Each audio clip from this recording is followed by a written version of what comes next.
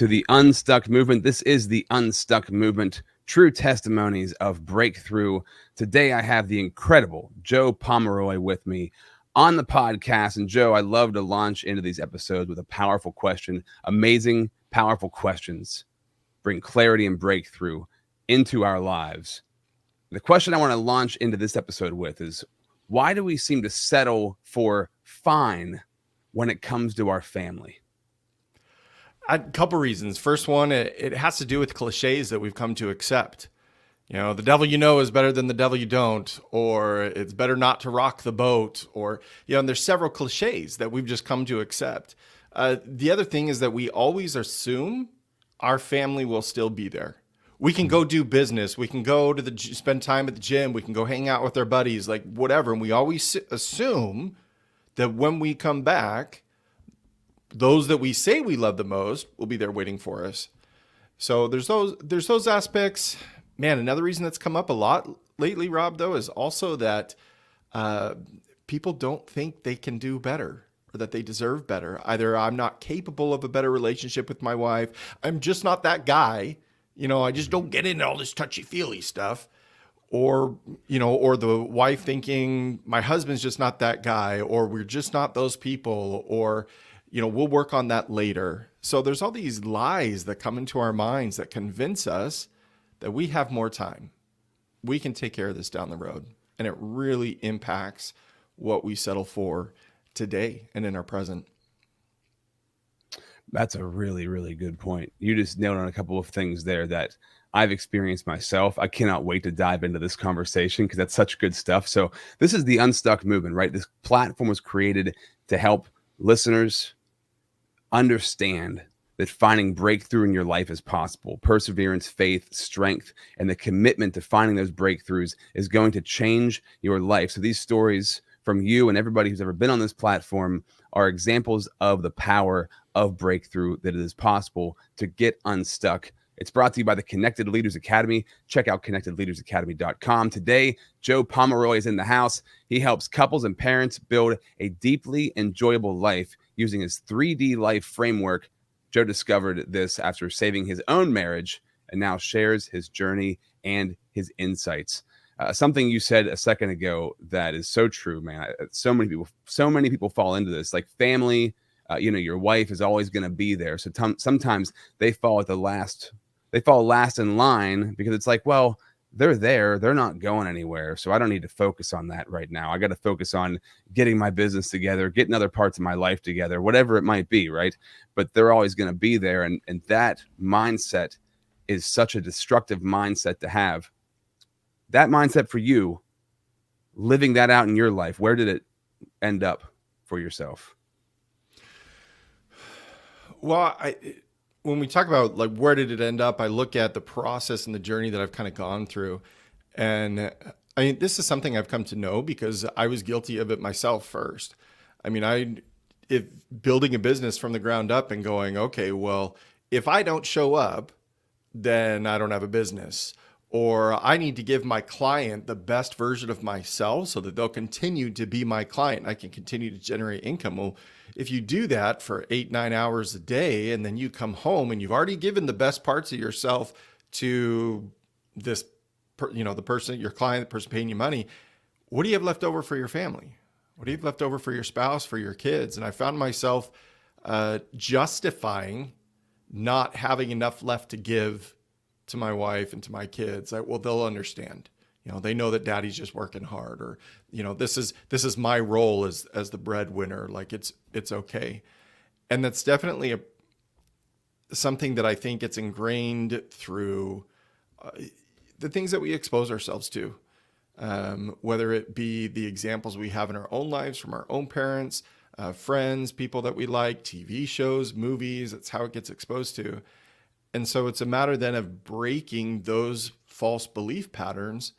And that's helped me to end up at a place where, yesterday celebrated 4th of July and my daughter's birthday. And if you're watching this as a recording, it won't be yesterday, but that's okay. And it's, my daughter told me a couple days earlier, she said, "Dad, just so you know, you're not allowed to work on my birthday." And I said, "You got it."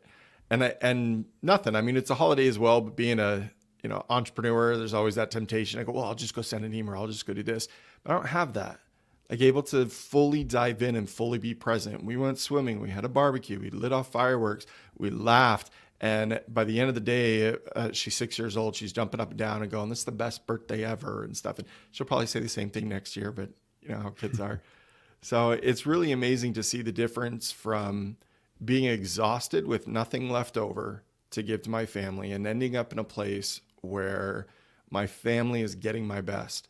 They're getting the best version of me. They're getting my best energy, my best heart, my best insights, my best focus. And the crazy part, Rob, is everything else starts to take care of itself. And that's the part that I don't think I really believed or understood when I was facing this dilemma of what do I do now so many years ago. And it's interesting because you're right, like society, media, whatever. I mean, and just, I guess, maybe how families have been does kind of shape the way that you were saying. Dad goes to work. He's so burnt out from working so much that he comes home and he just plops on the couch and sits in front of the TV, or he goes to the garage, right? Or he doesn't even come home after work for a while. He has to go do something else. Like, so there's, that's very much ingrained in how we look at work, how we look at family, and to, be the breadwinner, bringing home the bread. We got to keep working. We can't stop. Like just this unnecessary mentality that there cannot be a shut-off valve, especially when you're an entrepreneur, like that there's no shut-off valve and you got to work yourself to death. And so you're so exhausted that you have no time, no energy to give anybody else anything. And that's terrible. It's a terrible way to look at it, but you're so right, man. That's been like glorified. I mean, we glorify it, but it's also been like perpetuated, like through TV and through family, and it ends up being true. So we have to break that. Breaking that is becoming aware of it, number one. So obviously that was you broke it, you became aware of it. When did you start to become aware of this and you were like, hold up, I got to put the brakes on. I got to do this differently than it's been done? Well, for the first part of my marriage, I thought everything was fine. I was building There's that word, fine. Yeah, right. I was building an eight-figure business from the ground up. I was getting my master's in strategic business. I was entering international entrepreneurship competitions, and I won one of them. And like, man, I think everything's amazing. And I'm this great communicator, right? I'm a problem solver at the office. The difficult client comes in or a disgruntled customer comes in, man, send him to Joe, because Joe smooths everything over and they turn into a raving fan. So like, I'm this awesome communicator. I'm doing these incredible things. I'm fulfilling my role as a man and everything's fine, right? My wife understands, until I realized that my concept of fine was completely oblivious to the things I did not want to see. And maybe I knew they were there on a subconscious level, but I didn't want to see them. And this is kind of, I don't like admitting this but it's the truth. And the reality is that I was blaming my wife for everything. If everything's going so well at the office, if everything's going so well in business, and yet home's a struggle, well, clearly it's not me. All the clients love me. All my colleagues love me. So clearly I'm not the problem at home. Until it became so obvious. And this one night, several years ago, my wife and I had gotten in an argument. And I don't even remember exactly what it was about. It was just some stupid little thing that was the last straw on the camel's back, and stuff blew up. And I got really angry.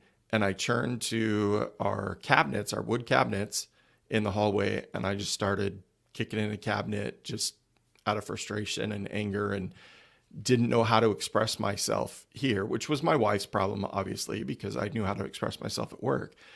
And my wife walks by me, heads downstairs, and she starts grabbing her things to leave.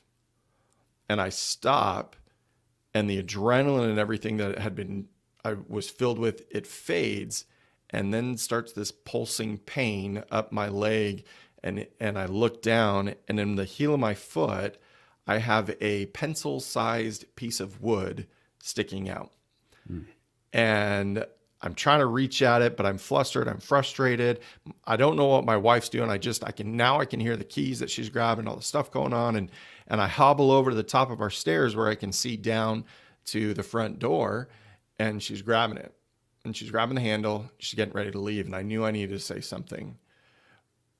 But this is the moment where there's the pride of, I'm not the one rocking the boat. I'm not the problem, or, this is her issue. Just let her leave and she'll figure her stuff out. And this moment of pride and difficulty. And as I sat there, I knew I needed help. I knew I couldn't do this all on my own. And it was just this really humbling moment. And everything paused. And it was just kind of, I just had to ask myself, well, what do I want? What do I actually want? Not what do I think I want? Not what does somebody else want for me? Not, how often do we look through the lens of, well, what life do my parents want for me? Or my parents want this life for me, so definitely I'm going to go this way with my life. And we do that as adults. I coached an amazing 65-year-old man, and part of what he was struggling with was trying to live into the image of what his recently deceased father had put on him. Like, it still happens to us. So I'm sitting at the top of the stairs. I'm bleeding. I've got this stupid stick poking out of my heel. And my wife is opening the door, and I just stop. Please help. I need help. Please don't go. And then from everything slowing down, everything stopped. I've now put out there that this idea that I need help.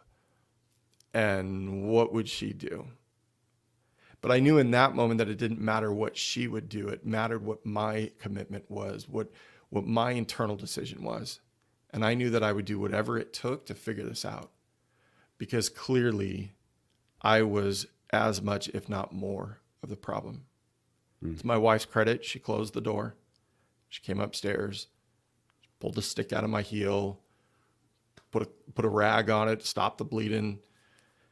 And I wish I could tell you that everything was perfect from that moment on, but that was the first catalyst that led me on this multi-year $80,000 plus investment of figuring out what needed to be done to heal my marriage. And I'll tell you real quick, Rob, one of the things that I learned is that I was not a great communicator, but I am a great translator. The language that I speak and that I was speaking in my marriage was based on my years of experience. And the language my wife was speaking was based on the years of her experience. And if we can't meld those things, if we can't translate those things together, that's why people talk so often about how difficult communication is in marriage, how difficult communicating with your spouse is. And that's a lot of what I had to learn over those years and figuring that out. But that's where the journey began. Just sitting right in front of me right now, there's this great book I've been reading, QBQ. And I'm taking some people I'm coaching with through this book, and it's exactly what you're talking about, practicing personal accountability in business and in life, right? So we're constantly blaming everybody else. And the personal accountability is the thing we need to chase after, right? And I think the metaphor right there is like she came up and pulled the stick out of your heel and stopped the bleeding, right? That it didn't fix everything right there, but it sounds like that moment stopped the bleeding of like things really falling apart. But you needed like that wake up moment, right? To like put the plug on things, to start to heal them and to start to fix them. And we have to have I don't know. It seems like we're all different, right? But a lot of the times as guys, I think we have to have like a drastic moment that happens. And I think women probably have this too, but I'm just speaking from my perspective. Like, I need sometimes a very drastic moment that hits me across the head, and I'm like, oh, I got to wake up, right? Because before that moment, I could be, pointing fingers and doing all kinds of stuff to try to justify what's happening and point the blame everywhere else. But when turning it back onto me, it's like, oh yeah, that's right. I have the power to fix all of this. I just want to give you a personal story to go with what you're saying. My son and I were having some issues, and whenever he would be upset, I would get more upset, right? So whenever he would get upset, I would get angry. I'd come back at him. And this happened like multiple times. And I was talking to my father-in-law, and I was like, yeah, this thing happened again. And he's like, well, he's like, why don't you just send him to his room? And I thought, I stopped and I was like, oh, right. Instead of me arguing with him and blowing up, I could just send him to his room, and then I can compose myself. And what I realized was I was getting angry. So he was upset. So I was getting more angry. And that was intensifying the situation. Once I turned it around and looked at myself, I was like, well, what could I do to make the situation better? I could stop getting angry. I have the power to put the pause in, send him to his room. I compose myself, then he composes himself, then we talk about it. Then you have big breakthroughs, right? But I had to take that personal responsibility for myself. Like, Rob, you need to do something about this. Nobody else needs to do anything. And ever since I've done that, man, things have been so much different, because I also prayed during that time of like, God, just give me the clarity in those situations to be aware of what is happening so I can put the pause in, right? Because that pause is everything. So you put yourself in timeout. Yeah. Once I put him in timeout, I put myself in timeout. Yeah, absolutely. Yeah. But what you just shared is essential, because how often do we try to remove someone else from the situation, but then we never do anything about it? I mean, as a kid, I remember going to timeout and just stewing over how right I was and how wrong my parents were. And so I've said to my kids, I'll say now, I'll be like, hey, we need a timeout. So how about you go spend a few minutes in your room and think about some changes. I'm going to go spend some time in my room, and because I want to figure this out, because I care about you, because you're worth it, because this is important to me, and I know we can figure it out. And so I put myself in timeout too. That's good parenting. That's Rob. a great way. Thanks, man. Thank you. That's a great way. And I'm going to implement that. Actually, I'm going to say next time we both need a timeout. Not you have to go to your room. I'm going to go to mine. You go to yours, and we're going to reconvene here, and we're going to figure this thing out. That's a great way of approaching that. So, all right, real quick, we have to jump into the sponsor of the podcast for 60 seconds. When we come back, though, I want to talk about this communication, right? So, because I love this idea, you were a great communicator at work, but not a great communicator at home. And where was the disconnect? And how did you start to change that and close that gap? Because that is everything. When we think of ourselves as great communicators, are we just a great communicator in a business sense where people kind of admire us for what I do? But whenever we come home or we're in our personal life where that's not there anymore, then the communication goes out the door for some reason. I want to understand how you bridge that. We'll talk about that in 60 seconds. Okay. Hi, my name is Jose Escobar, and I'm the founder and CEO of the Connected Leaders Academy. We're a growing tribe, a community of entrepreneurs all over the world, globally, all across the country, high performers, titans of industry. If you're an entrepreneur and you're looking to grow personally and professionally, scale your influence, develop your skill sets, move the needle in your business, more clients, more money, more profit, the bottom line, and of course, grow your circle and your network like never before, this is where you want to be. Join the Connected Leaders Academy today. We are scaling massively. We want to welcome you in. Check me out on Instagram and on Facebook, the @ JAESCO25. We look forward to having you join us. Take care. Joe, I'm loving this conversation because these are the kind of things that need to get talked about, that don't get talked about. And these are the hard things, the hard self-awareness things that can set you on the right path in your life. So you have great communication at work, terrible communication at home. You think there's something wrong with your wife, but it's actually you. How did you change the communication structure after that big breakdown you had? Yeah. So here's what I realized. So first of all, the main element to all of this is that there are principles of truth that exist in our life, and they exist everywhere. They exist in business, they exist in faith, they exist in marriage and parenting, in feelings of self-worth, all of that. They're all over the place, in health and everything, these principles of truth. And what happens is that, so it started out in business, and I realized what I was doing is I was taking things that I've been taught in my spiritual journey about treat others how they want to be treated, to look on the heart and not on the outward experience. And I was doing that at work. I have these clients, they're frustrated and they're upset and they're talking in a certain way. And it's like, hey, I am here to understand. I'm letting them know that I care. I'm letting them know that this is important to me. And I'm not just saying it. And I'm really looking at them as an individual with their own needs, wants, and desires, and trying to understand them rather than trying to fix the problem or fix them so that it's easier on me. Mm-hmm. And I was doing that in business because those are good fundamental communication practices as a business leader. You want to be able to grow. We talk about serving our clients, right? Well, are we serving our spouses with that same intent and same ideas and desires? And so if we can take that mindset and how we communicate at work to say, okay, this is an individual with their own variety of experiences. If I'm in their shoes as the customer and a business treated me in a certain way, or a situation came up and I was unclear on how the business was going to respond, how would I take it? How would I want to be treated? How would I want to feel like the most important person in the room? And I took those same concepts and ideas, those same principles that bring success in business, and that's how I started to view my wife. Okay, there's something here that I'm missing. There's something that she has experienced that is causing her to feel or to react in a certain way.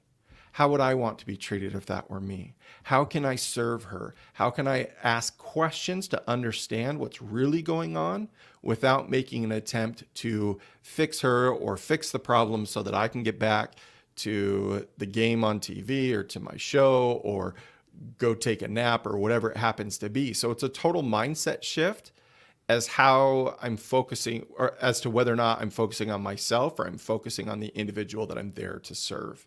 Mm-hmm. And it's easy to see that in business. And to be honest, Rob, it's not really our fault. We talked about this earlier. We mirror things that we've seen. Yeah. And how much money, time, schooling, how many years did you go to school to learn how to be a good dad?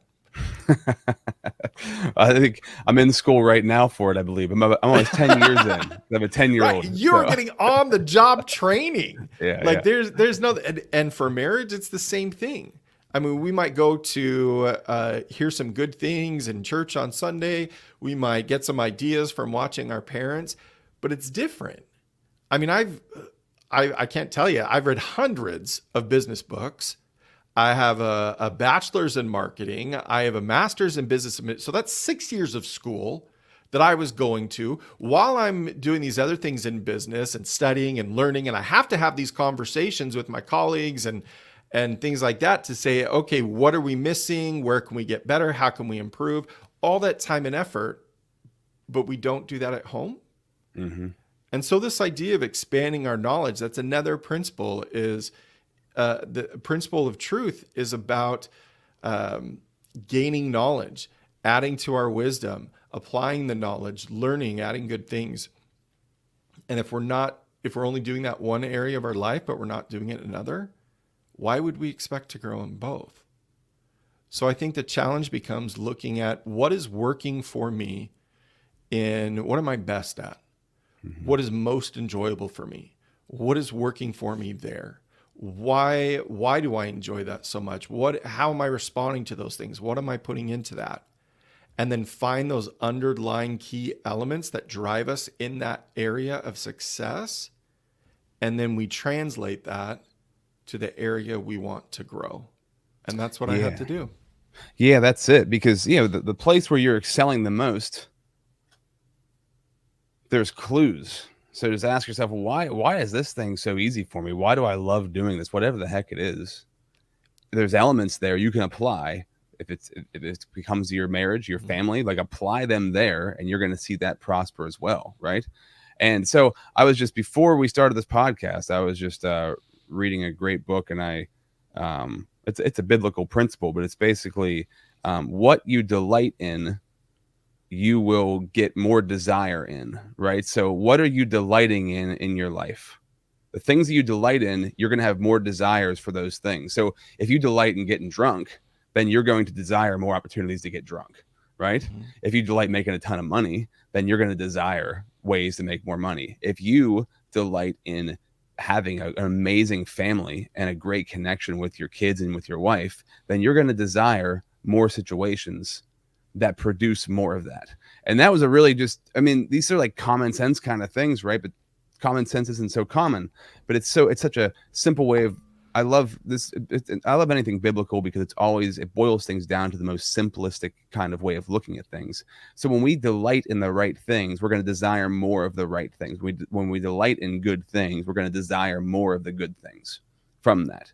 And that is what I hear you saying in this. And that is so powerful. So any thoughts on that before we move forward?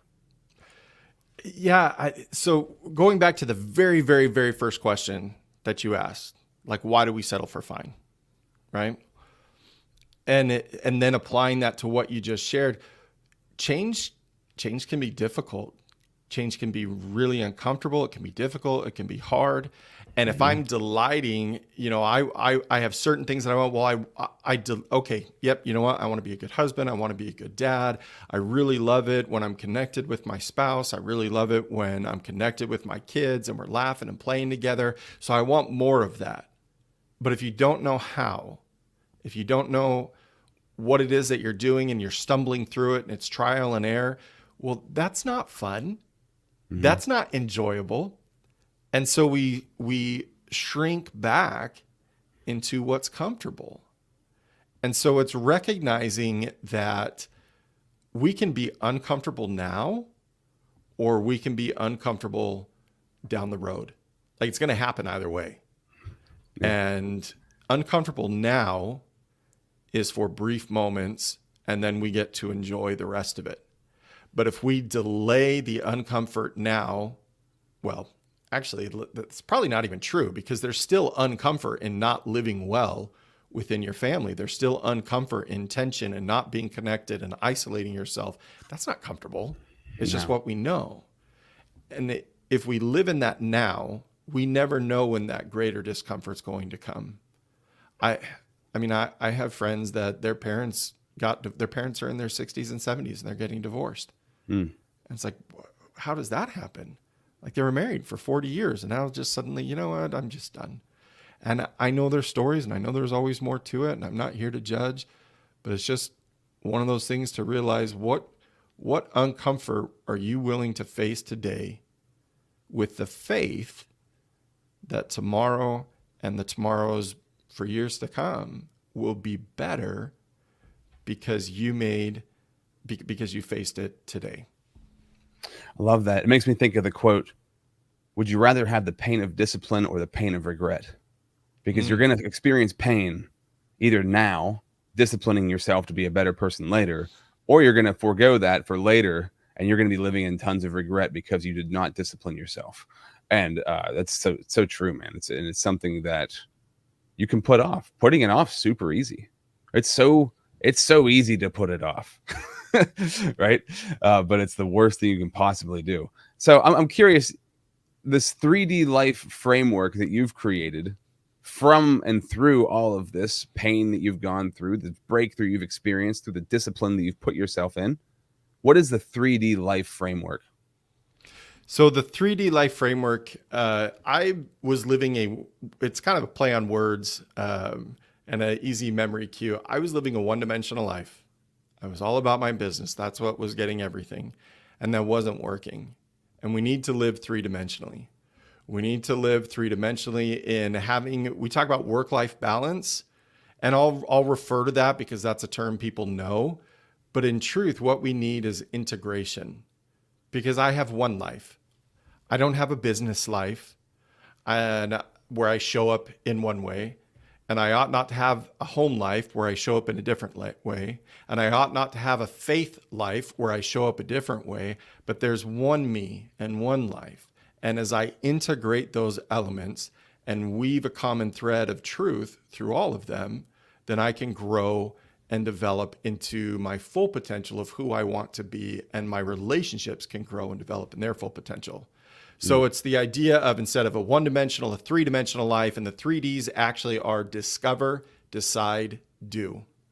Have you ever had somebody ask you, what do you want? And instead of being able to say, oh, well, I want ABC, Most of the time, what comes, and probably, I don't know if you or listeners or whomever, most of the time what comes to mind is, well, I don't want this and I don't want that. That's not the same.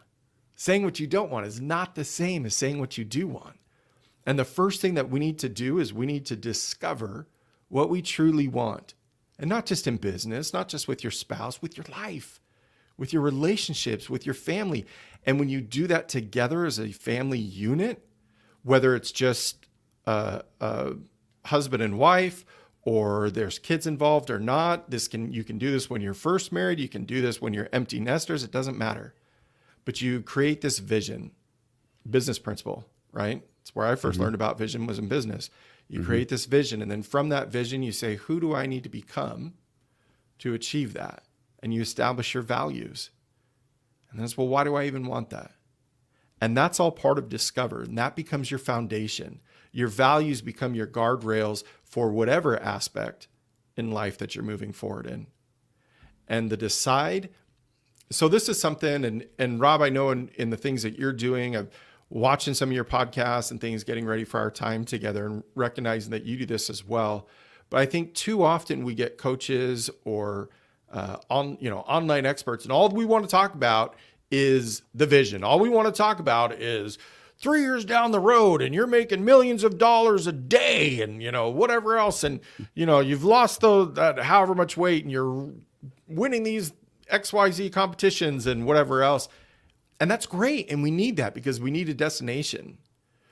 But I mean, even if we all take a moment to pause and just look at your logo of the chains breaking, so much of what keeps us from achieving our future and our full potential is the baggage that we're carrying with us. These old stories that don't do us any good, that are impacting what we believe is possible. And there's some really negative things that have happened in people's past, and I'm not passing judgment on that or justifying it in any way. But how are we allowing those stories from our past to impact how we see ourselves today and what we see possible in the future? So that's part of what we need to decide. And then the do. Well, it's great to have a plan of where we want to go. It's great to let go of the past, but what's happening today? So it's a way to combine not just all the elements of your life, but also the future you want to see, the past that it's time to let go of, and the present that you're living today.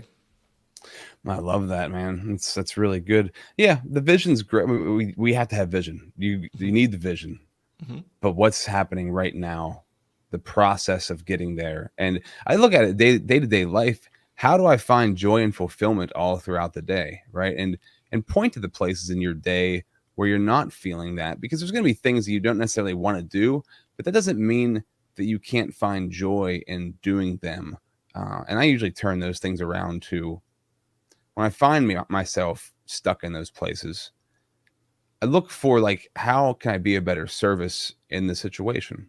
If I can find a way to serve in the situation, that makes things a lot better. And that can be breaking down to, I have to take the trash out, something, I have to do the dishes. You got to cut the grass. You got to get your kid from school. You got to get a new driver's license. There's just the mundane, I'm just thinking of things that just happened to me. The mundane things in life. How do I find joy in those things? And you can find joy in all of them. You really can. There's beautiful things to be gained from all of those. And there is I think, especially in the social media, especially when you're in the coaching space, this achieve idea of life. You're always looking for I've got to be achieving all day long. But how do I find just joy in the mundane? How do you find joy in the mundane of life? Because there's so much mundane and there's so much value there if you can find it. I want to ask you, so before podcasts, I always want to find out the person I'm going to have on, what are some of their favorite quotes? Because I love quotes, because we live by the quotes that we keep in our mind, right? They're written on a tablet of our heart for a reason, because we kind of live out of those things. And you've had one of the most unique ones ever. You actually quoted the movie Armageddon from back in the day. I laughed out loud when I saw that. It just struck me as funny. Okay, we're going to Armageddon. And you said, requesting permission, this is the quote, requesting permission to shake the hand of the daughter of the bravest man I've ever met. What Why is that such a powerful quote for you? So I will totally get into. I'll give you the short version. For those watching, you can see the website under my name there, forwardwithjoe.com/unstuck. Doing a free masterclass about a lot of the things that we've talked about today and delivering those systems. And I actually, as I was preparing for this, realized the impact of the first time I saw this movie, and it's got all kinds of things that are wrong with it and silly with it. But the short version is that, this is at the very end of the movie, and a colonel that was just on the spaceship that helped destroy the asteroid that was going to destroy Earth. And there was a main character, and he sacrificed himself to stay behind and make sure everything detonated properly. And now this colonel, they've landed, they're back on Earth, and he goes to the daughter of the man that sacrificed himself, and he says that. And I was so overwhelmed the first time I thought that. I was 18 or 19, and I went, that's what I want people to say to my family about me. That's the kind of dad that I want to be. Stephen Covey, 7 Habits of Highly Effective People, he talks about begin with the end in mind. That was the first time, without knowing that that's what I was doing, that was the first time that I ever really, truly did that. When it's my funeral, when I've lived a good life and fought a good fight, and now it's time for me to return home to God, and what is said about me, and people can come up to my family and say those things. And then my kids know, like, hey, absolutely, that was my dad, and my kids believe it too. Like, I'm 18 years old. I wasn't thinking marriage or family yet. And I'm watching this movie, and I was thinking manly stuff, blow things up, save the world. And yet here's this thing that sticks out to me. And so it's something that, I'm supposed to be giving you the short version, but for anyone that wants or is able to attend the masterclass, or even if you can't attend on July 11th, you can still register and check out the replay. But what I realized sitting at the top of the stairs that night that I mentioned earlier, I thought, well, what do I want? That's what came to mind. That vision that I'd once had and that I'd lost and I got distracted by. I'd forgotten. I mean, that was 12 years ago. 12 years from when I first had that realization to sitting at the top of the stairs with my wife. 12 years had gone by. And now I'm sitting there going, what have I done? When did I lose this dream? And I knew what I wanted. All because of Bruce Willis and Michael Bay. And Aerosmith, right? Wasn't that the Aerosmith song? Yep. Wasn't that? Yep. Close my eyes. I don't want to miss a thing. Oh man, that's awesome. I love that though. That's really, really good. And that's a cool part of life too. Is like sometimes the most unexpected things pop out to us that give us like really deep meaning. And I love that. I love that quote in Armageddon had that big of an impact on you, that you remembered it all of those years later. And that created such a, like, there's things that happen to us that we can point back to years, decades later and be like, wow, that happened then. And I'm still carrying that with me now. And it helped me in this moment all these years later and like came back to me. Right. I think that's fascinating. I love that.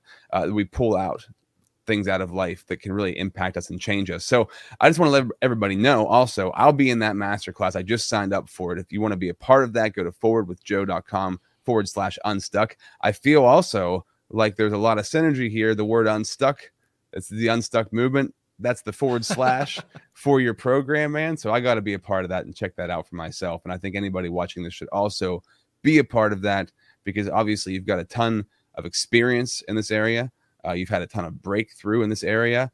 And I'm a big believer in, the things that were meant to really put out to the world to impact others. They were once a mess in our life, and now it's our message. And obviously, clearly, this is a mess that was in your life, and now it's become a message for you to empower other people with. So I love that you're using this as a platform to get that message out there. And also, anybody watching and listening, remember, when you end up getting the message from the mess and you start teaching that message to other people, that thing becomes so much stronger in you. So it's really why you should teach and help other people. That's your testimony. You help other people by using your testimony. That strengthens it in you, but also empowers others, man. So Joe, I absolutely love that. I want to thank you for being a part of the Unstuck movement. Anything you want to leave the audience with before we sign off?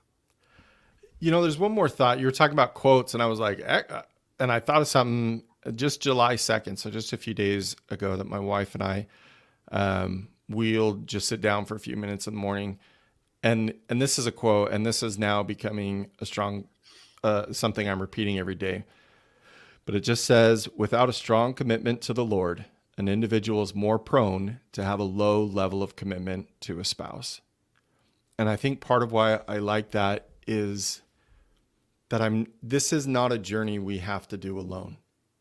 It is not up to us to heal and fix and make everything right. But this is a journey that we can walk with God, with our higher power, to move forward. And when we have that acknowledgement of support, miracles happen. And I just want to encourage everybody, wherever you're at. You're never alone. Connection is way closer than you realize. And there's so much, not just for your future, but for your today. And take hold of that. Beautiful. What a beautiful way to end things. Joe, thank you so much for being a part of the Unstuck movement.